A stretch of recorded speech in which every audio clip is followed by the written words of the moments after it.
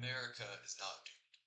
Proverbs 1 verse 32 to 33 says, quote, "The complacency of fools will destroy them, but whoever listens will live in safety and be at ease." America is not doomed if we listen to wisdom. Wisdom from some of our greatest presidents. Calvin Coolidge, John F. Kennedy, Ronald Reagan. Each of these presidents, in their inaugural address, gave Americans a path to keep our country safe. To preserve America, let's listen to their wisdom. March 4, 1925. 5. Calvin Coolidge's inaugural address. No one can contemplate current conditions without finding much that is satisfying and still more that is encouraging. Our own country is leading the world in general readjustment to the results of the great conflict. We cannot hope to continue these brilliant successes in the future unless we continue to learn from the past. We must realize that human nature is about the most consistent thing in the universe, and that the essentials of human relationship do not change. This nation believes thoroughly in a just and honorable peace, under which the rights of its citizens are to be everywhere protected. One of the greatest dangers to such peace lies in the economic pressure to which people find themselves subjected. There must be some assurance that effort and endeavor will be followed by success and prosperity. The property of the country belongs to the people of the country. Every dollar that we carelessly waste, the men and women of this country who toil are the ones who bear the cost of government. Every dollar that we carelessly waste means that their life will be so much the more meager. Every dollar that we prudently save means that their life will be so much the more abundant. The property of the country belongs to the people of the country. Here stands our country. Here stands its government. Here will continue to stand, seeking peace and prosperity, promoting enterprise, encouraging education, desiring the advancement of religion, and supporting the cause of justice. America seeks no earthly empire, built on blood and force. She cherishes no purpose save to merit the favor of Almighty God. After that address, Calvin Coolidge took action. Thomas Sowell, an economist, praises the policies he implemented, writing, quote, "The 1920s were a decade of unprecedented prosperity." Quote. Coolidge took the nation from the destruction of World War I to the prosperity of the 1920s.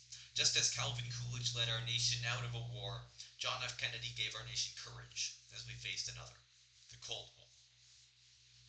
January 20, 1961. John F. Kennedy's inaugural address. The business of our nation goes forward. These United States are confronted with an economic affliction of great proportions. Stewards of economic decisions, I have sworn before you, and Almighty God, the same solemn oath our forebears prescribed nearly a century and 3/4 ago. The same revolutionary beliefs for which our forebears fought are still at issue around the globe. The belief that the rights of man come not from the generosity of the state, but from the hand of God.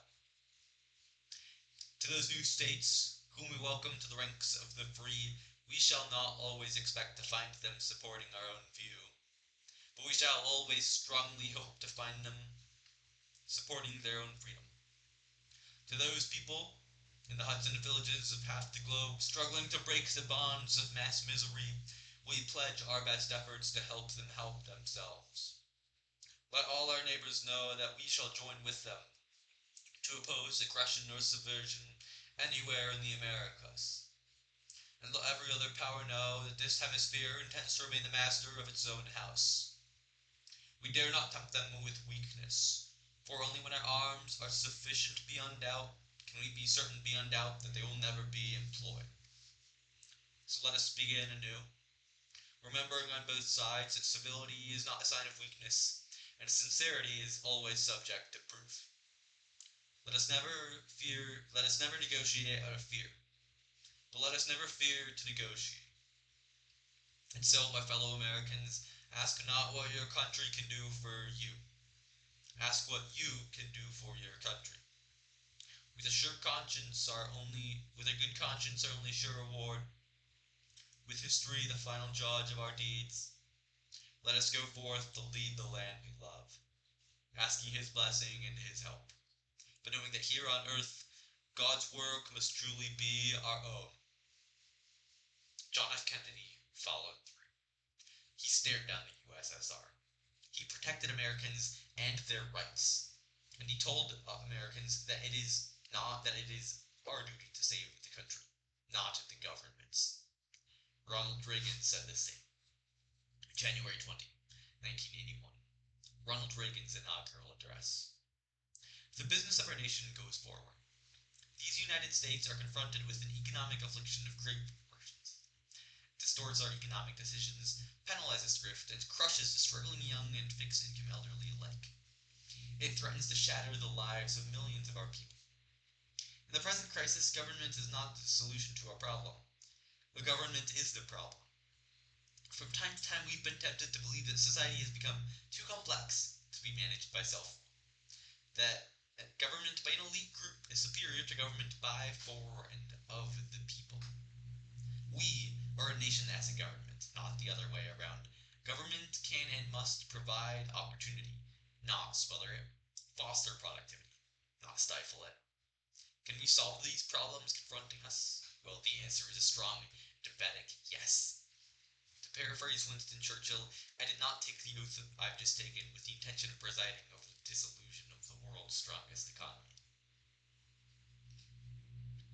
And as we renew ourselves here in our own land, we will be seen as having greater strength throughout the world. We will again be the exemplar of freedom and a beacon of hope for those who do not now have freedom. To those neighbors and allies who share our freedom, we will strengthen our historic ties and assure them of our support and firm commitment. As for the enemies of freedom, those who are our potential adversaries, they will be reminded that peace is the highest aspiration of the American people. We will negotiate for it, sacrifice for it, surrender for it, but we will not surrender for it, now or ever. When action is required to preserve our national security, we will act. The crisis we are facing today does require, however, our best effort and our willingness to believe in our capacity to perform great deeds. And after all, why shouldn't we believe that? We are Americans. God bless you, and thank you. Each of these presidents led the country to peace and prosperity. They were able to do so because of their wisdom. They understood basic truths, that our rights come from God, not from government, and the government is meant to govern, not to manage. Ecclesiastes 7:12 says, quote, "The advantage of wisdom is this, it preserves those who have it."